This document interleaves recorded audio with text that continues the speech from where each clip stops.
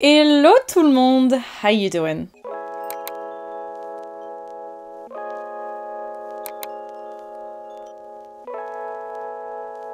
Je vous retrouve aujourd'hui pour un deuxième épisode qui me tient très à cœur. C'est une vidéo que j'ai fait il y a un petit moment, je crois que c'était l'été dernier, donc ça fait presque un an que j'ai sorti la première. Et en fait, ce sont les gestes beauté qui m'ont sauvé la peau, qui ont tout changé dans ma routine soin. Donc si vous n'avez pas vu le premier épisode, je vous partage énormément de conseils déjà, donc je vous la mets dans le petit i ou bien dans la barre d'infos. N'hésitez pas à aller checker, vraiment, il y a pas mal de choses. Aujourd'hui, on va parler principalement de la peau du visage, mais aussi de la peau du corps. Dans le premier épisode, je vous ai aussi parlé des cheveux, donc si ça vous intéresse, voilà. Et j'essaierai de vous refaire un épisode cheveux plus tard. Mais voilà, j'avais très envie de vous partager ces petites choses que j'ai mis en place depuis du coup maintenant plusieurs mois, avec lesquelles j'ai vu une énorme différence sur la qualité de ma peau, sur tout en fait. Donc j'espère que vous êtes ready. J'avais dit que j'arrêtais de faire ça, mais en fait j'adore, c'est hyper ringard et j'adore ce qui est ringard. Donc let's go.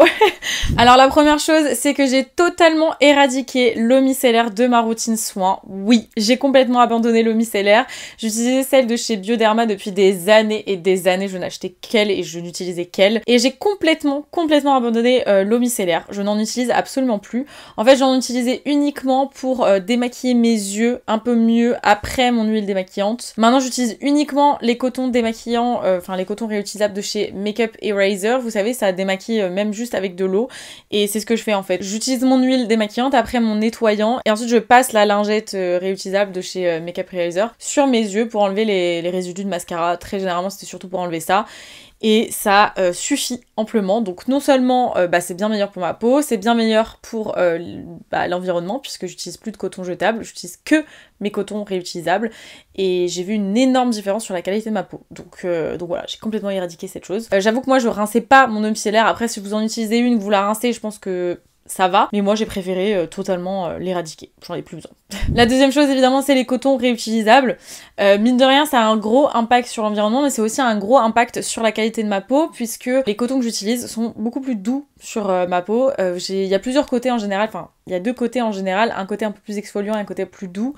Et je les trouve très doux sur ma peau, c'est beaucoup plus agréable aussi à utiliser. Mais même au niveau de la qualité de ma peau, j'ai vu une différence. Donc vraiment ça a été l'un de mes meilleurs investissements de la fin d'année dernière et de cette année. J'ai acheté pas mal de coton réutilisable. En général ça se vend par pack de 7, genre un lot de 7, un coton par jour. Moi je vous avoue j'utilise au moins un coton pour 2 jours, vous pouvez largement, même 2-3 jours, ça dépend si vous maquillez beaucoup ou pas, vu que je l'utilise pas pour me démaquiller à proprement parler, mais vraiment pour rincer certains trucs et faire juste mes yeux, je peux me permettre de l'utiliser plus d'une fois, et j'adore parce que ça va vraiment changer toute ma routine, puisque du coup j'utilise plus, comme je vous ai dit, de coton jetable, j'utilise plus d'eau micellaire, et c'est aussi en grande partie parce que j'avais investi dans ces cotons là, et je les adore. J'ai la collection Mickey qui est trop mimes, et j'ai aussi celle où c'est un petit peu en tie and dye, et j'aime trop, enfin effet marbré un petit peu. Ensuite, troisième chose, c'est que je me suis rendu compte que point trop n'en faut, si je dois utiliser cette vieille expression. En gros, parfois j'avais à tort envie d'utiliser beaucoup de produits dans ma routine,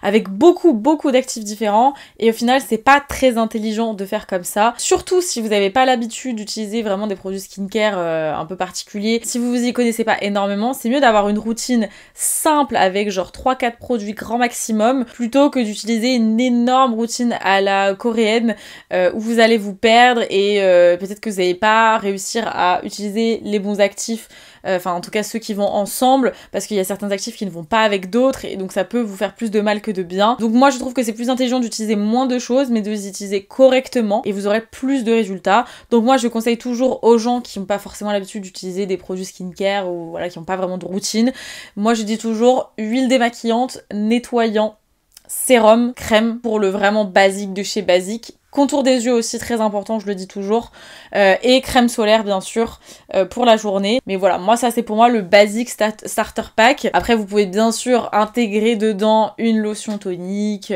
vous pouvez ajouter un deuxième sérum, moi j'utilise des fois 2 sérums, mais vraiment le pack basique pour moi c'est ça. Très important de miser sur le double nettoyage. Le sérum pour moi c'est très important, le contour des yeux aussi, et puis après vous pouvez utiliser une crème basique, mais bien sûr on n'oublie pas la crème solaire tous les jours s'il vous plaît. On arrive au 4e point, donc je l'ai dit juste à la fin, mais la crème solaire, bien sûr, la crème solaire tous les jours que je fais s'il vous plaît, même en hiver, c'est très important d'utiliser une crème solaire.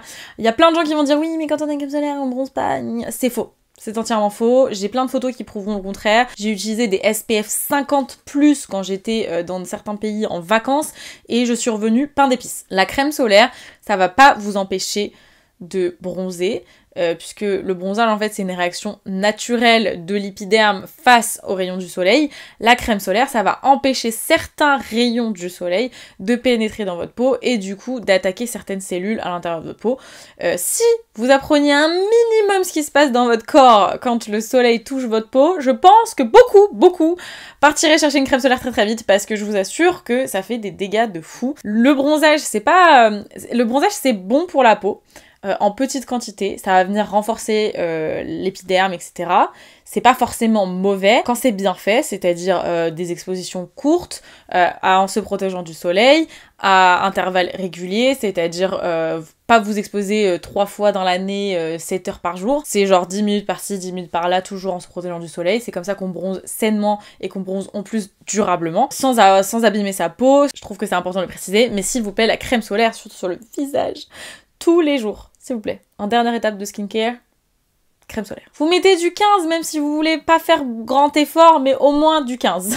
Même si pour moi c'est vraiment rien, du 15 c'est vraiment accessoire, mais je vous dirais 30, un minimum 30, j'aurais tendance à dire 50, mais minimum 30 déjà c'est bien. Voilà. Ensuite, l'actif qui est mon petit chouchou depuis très longtemps, mais maintenant de plus en plus, c'est le niacinamide. J'adore cet actif. Pour moi, le niacinamide dans un sérum, c'est incroyable. J'ai découvert 2 sérums ces derniers temps d'une marque coréenne, je sais plus le nom exact, mais bon, c'est pas genre le produit en soi qui est extraordinaire, mais le niacinamide se conjugue avec beaucoup d'actifs, c'est ça qui est intéressant. C'est un actif qui est hyper bien pour tout ce qui est imperfection, le grain de peau, donc si vous avez les pores dilatés, etc. Le vieillissement aussi cutané, ça a des actions anti-âge, et c'est surtout, comme je vous ai dit, c'est un actif qui se conjugue avec plein de choses. Pour moi, c'est un bon complément d'acide hyaluronique, par exemple. Vous pouvez aussi le mélanger avec de la vitamine C, et c'est ça qui fait que c'est un actif très intéressant, c'est qu'on peut difficilement faire un peu n'importe quoi avec. Et pour moi, il va correspondre à tout type de peau, parce que moi j'ai une peau qui a tendance à être sèche, et le niacinamide, je le tolère très bien. Je l'adore. J'adore cet actif. J'adore que niacinamide, vitamine C, c'est un peu mon combo en ce moment, mon go-to, avec l'acide hyaluronique. Voilà, je trouve que ça fait vraiment... dès que vous avez des imperfections, je trouve que ça fait des résultats de fou. Moi, je sais que par exemple, quand j'ai des petits boutons, j'utilise un sérum à base de niacinamide de chez Sephora, qui est un sérum anti-imperfection, que j'utilise uniquement localement sur mes boutons, et je vous jure que ça fait une diff de fou. Je vous invite à tester, vous allez voir que ça fonctionne super bien. Ça me permet du coup d'enchaîner sur le point suivant, c'est de traiter les boutons localement. Donc comme moi je fais avec un sérum sur certains points, donc c'est-à-dire pas utiliser le sérum sur l'entièreté du visage, mais uniquement aux zones qui sont concernées, de traiter parfois de temps en temps des problèmes que vous pouvez avoir sur votre visage localement, plutôt que dans son ensemble. Donc moi quand j'ai des boutons, je les traite très souvent localement, donc soit avec un sérum, soit avec une crème particulière, ou bien en utilisant du coup des crèmes boutons, le Drying Solution de chez Mario Badescu par exemple, parce que comme ça permet du coup de vraiment traiter là où il y a besoin et de pas agresser les autres zones du visage qui ont clairement pas besoin de cet actif à ce moment présent, et vous allez voir que ça va vous permettre d'utiliser moins de produits et d'être beaucoup plus efficace dans vos actions. Donc moi, à chaque fois que j'ai eu un bouton, comme je vous ai dit, j'utilise ce petit sérum à base de niacinamide et c'était nickel, je vous recommande. Ensuite, point très important qu'il faut que je fasse là très clairement, mais là, moi j'ai une excuse, c'est que j'ai beaucoup en stock, mais lavez vos pinceaux, s'il vous plaît, régulièrement, d'accord? Parce que je croise des gens qui lavent leurs pinceaux une fois tous les 6 mois. Je pense que vous n'avez pas conscience du nombre de bactéries qui se trouvent là-dedans. Alors, non seulement, c'est des accessoires qui restent à l'air libre, d'accord? Donc, c'est en contact avec la poussière, avec tout ce qu'il y a dans l'air, que vous allez mettre directement sur votre visage. Donc déjà, à ce moment-là, on est sur une prolifération des bactéries. Mais en plus de ça, souvent, par exemple, on va prendre du produit dans un pan. Donc là, je vais prendre mon bronzer. Hop, on va prendre le pinceau, on va mettre directement dans le pan et on va mettre sur le visage et on va remettre dans le pan. Et donc en fait là, on va clairement foutre des bactéries de partout, ce qui fait que la prochaine fois qu'on utilisera ça, on va encore proliférer des bactéries de partout. Donc c'est pour ça qu'on évite de se créer des boutons, des choses pas terribles sur le visage en lavant régulièrement ces pinceaux. Ce qui est recommandé vraiment, normalement, ce serait 1 fois par semaine. C'est pas le cas de tout le monde, mais si vous avez pas beaucoup de pinceaux, en plus, franchement, faites-le, parce que moi, quand je vois la tonne que j'ai à laver, c'est vrai que du coup, je me décourage très vite. Mais même ce qui serait même encore mieux, c'est de les laver tous les jours, mais ça, c'est impossible. Je pense que dans la vie de tous les jours de tout le monde, c'est impossible. Mais voilà, de les laver régulièrement, s'il vous plaît, ou même juste, au moins, si vous avez la flemme de les laver avec du savon et de l'eau, d'utiliser des petits sprays nettoyants. Vous savez, ça existe, des nettoyants pinceaux comme ça à sec.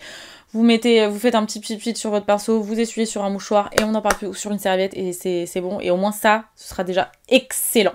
Voilà. Pareil, on va continuer sur ça, mais d'utiliser une serviette spécialement pour votre visage. Très souvent, on va venir essuyer son visage avec sa serviette pour le corps, ou bien la serviette qu'on utilise pour les mains. C'est bien d'avoir une serviette qui est vraiment simplement là pour votre visage, qui va ne servir qu'à ça. Ça va vous éviter justement de prolifération des bactéries, encore une fois, parce que je vous jure que la peau du visage est extrêmement fragile et sensible face à toutes ces bactéries et ces choses-là. Donc moi, j'ai des petites serviettes comme ça, c'est toutes petites, elles sont trop mignonnes. Je les ai reçues de chez Drunk Elephant et je les utilise uniquement pour mon visage, celles-ci, et elles sont sur un côté exprès à portée de main, mais je les utilise que pour essuyer mon visage une fois que je me suis nettoyé le visage ou bien une fois que je me suis brossé les dents, et j'ai vraiment vu une différence à ce niveau-là. Pareil, il y a aussi le point de vue de la thé d'oreiller. Moi, j'utilise des thés d'oreiller en satin. Oui, ça fait une différence au niveau de la peau, aussi au niveau des cheveux, hein, ça évite de casser trop facilement les cheveux, mais au niveau de la peau, c'est super important soit d'utiliser des thés d'oreiller en satin parce que ça va moins absorber les crèmes, les produits que vous allez mettre sur votre visage, ça va plus respirer, on va dire. Mais si vous n'en avez pas ou vous voulez pas investir là-dedans, il faut à tout prix changer vos thés d'oreiller régulièrement. Au moins les thés d'oreiller ou les retournis, je sais pas, faites un truc. Parce que ça, c'est vraiment pareil, c'est un nid à microbes et ça peut vous créer très très facilement des boutons. Et enfin, on termine par ma grande découverte de ces derniers mois. Alors, j'oublie de le faire en ce moment, mais j'ai réussi à tenir, je pense, au moins un bon mois à ce rythme. C'est le dry brushing. Alors, ça faisait longtemps que je voulais tester le dry brushing. C'est quoi? En gros, c'est une brosse particulière, spéciale, avec laquelle vous allez vous brosser le corps, entre guillemets. Vous allez faire des mouvements de bas vers le haut, donc toujours vers direction le cœur pour la circulation sanguine. Et on commence par les bas des jambes et on remonte comme ça vers les bras. Et en fait, on fait des mouvements de bas en haut, de frottement sans appuyer comme une malade. Hein. Et en fait, ça a pas mal de propriétés, de bonnes propriétés. Ça va aider au niveau de la circulation sanguine, ça va aider à lisser le grain de peau, ça va aider au niveau des vergetures, au niveau de la cellulite. Et moi surtout, je l'ai utilisé principalement parce que j'ai une peau qui est très sèche, ça me permettait d'exfolier quotidiennement en douceur et j'ai vu une énorme différence sur la qualité de ma peau, du corps avec ça, c'est fou vraiment. Donc ce que je faisais, c'est que je faisais le dry brushing juste avant de prendre ma douche, je me douchais et ensuite j'appliquais une crème plus une huile, ou une huile plus une crème, je sais plus dans quel ordre je faisais, et je pouvais assurer que j'avais une peau de bébé, c'était extraordinaire. J'ai toujours eu la flemme de m'occuper de ma peau de mon corps, c'est vrai que la peau du visage, ça n'a jamais été un problème, mais la peau de mon corps, je trouve ça chiant, c'est long. J'ai l'impression d'utiliser 4 pots de crème à chaque fois, c'est long, j'en ai marre et tout, mais souvent qu'il y a des crèmes en plus qui pénètrent pas rapidement, c'est chiant, faut frotter pendant des heures. Mais j'ai vu une différence de fou en faisant ça, donc je vous recommande de tester et vous allez voir que c'est plutôt pas mal. Alors au début c'est un peu désagréable, l'impression presque que ça fait mal, mais faut pas appuyer non plus, comme je vous ai dit, comme une malade. Mais franchement, on sent la différence et j'ai trouvé ça super agréable à la fin, donc c'était mon petit moment quoi. J'aime bien maintenant. Mais c'est vrai que j'oublie régulièrement maintenant. J'ai pas de tête, donc mais quand j'arrivais à le faire, je le faisais vraiment tous les jours dès que je prenais ma douche et c'était très cool. Et bah voilà du coup qui conclut cette vidéo. J'espère vraiment qu'elle vous a plu. N'hésitez pas à aller voir le premier épisode comme je vous ai dit. Dites-moi aussi ce que vous en avez pensé. Si vous avez d'autres conseils à nous partager, c'est avec grand plaisir que je vous lirai. J'essaye de répondre à tous vos commentaires. Des fois j'ai quand même pas mal de retard, mais normalement j'arrive à répondre correctement. Désolée pour mon retard, vraiment j'essaye de tout faire et c'est pas évident, mais merci, je vois tous vos commentaires et ils me touchent vraiment énormément. Donc merci beaucoup pour votre temps. Si vous avez aimé la vidéo, n'hésitez pas à la liker, ça m'aide énormément. Merci beaucoup. Si vous n'êtes pas abonné à ma chaîne, je vous invite à le faire, c'est juste en bas. Bienvenue dans notre petite famille. Ici c'est chill, ici c'est safe. Et puis moi comme toujours, je vous fais d'énormes bisous et je vous dis à très vite pour une prochaine vidéo. Prenez soin de vous.